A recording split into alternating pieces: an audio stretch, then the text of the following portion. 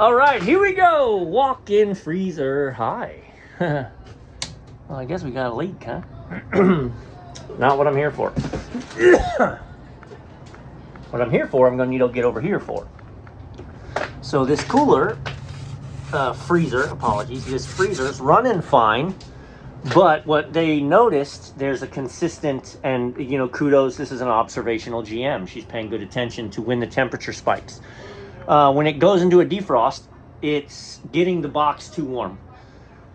So she noticed that, you know, the box will get up to 40, 35, 40 degrees, the box temp during a defrost. And then she was noticing that the fans were cycling on and off a couple times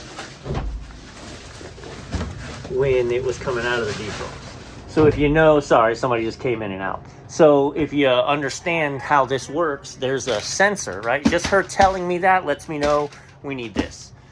So there is one sensor strapped to the side, which both terminates the defrost when the coil hits 40 degrees. So when the heaters heat up, the coil, fans stop, the coil heats up, melts all this ice, okay? So we're good, the ice is gone. Now the thermostat or the defrost clock may be set for a 45-minute defrost, but in 20 minutes the coil's clear. Well, when the box coil is 40 degrees, that terminates the defrost and we go back into a freeze. But the fans stay off until the coil then goes below 30 degrees. Or maybe 50 for the coil, I think that tells you. Yep, so the coil is at 55 degrees, but that's just the coil. That is not the room. And then when the coil is below 35, it closes and turns on the fans. Well, she saw both fans come on, go off, come on, go off, come on, go off, come on, go off, and then they came on and stayed on. So that tells me the overheating of the room is not allowing for the defrost to drop out and not allowing for the fans to start proper. This freezer also is an absolute disaster. There is no door left. They're doing what they can other than leaving the curtains hanging over the walls, which, because why not?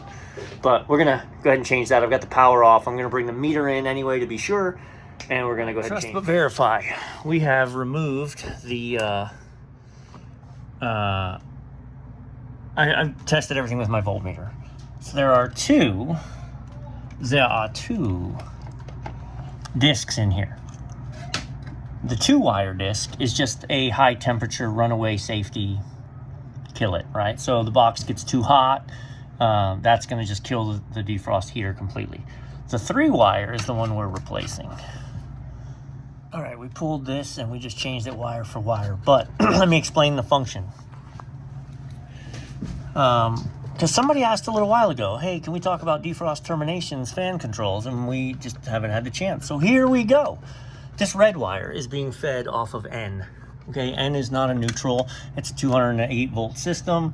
So N is just one leg of power.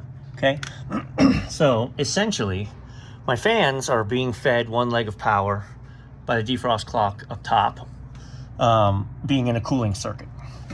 And then the other leg of power, okay, so N is feeding this wire, okay? Now, my black wire is running to F1, okay?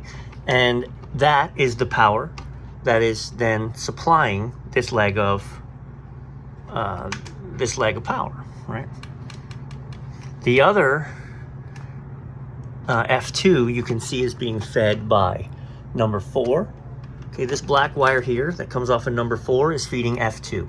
So our fans have 120 on F2 from the 4 terminal, which means my defrost clock is powering them, and F1, which means my fan cycle defrost termination / fan cycle is providing the other leg of power to F1.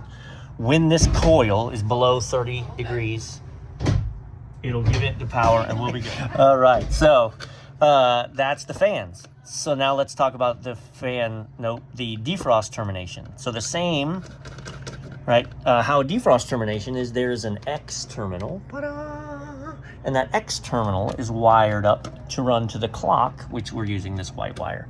And on the defrost clock, if you send 120 volts to the X terminal, it immediately and manually terminates a defrost. So you can set a 2-hour defrost, it doesn't matter, because when the box gets to be when the coil gets to be 50 degrees, we're gonna tap X, right? It's gonna energize from red to brown, and then that's gonna terminate our defrost. We're gonna drop back into freezing. 4 is gonna get energized. That's gonna open my solenoid, refrigeration flows, but no fans.